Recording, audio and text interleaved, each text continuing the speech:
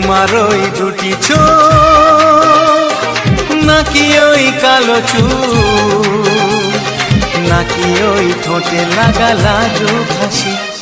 এ বলে আমায় দেখ ওরে, ও বলে আমায় দেখ, এ বলে আমায় দেখ, ও বলে আমায় দেখ, তোমাকে পেয়ে আমি দারুণ খুশি।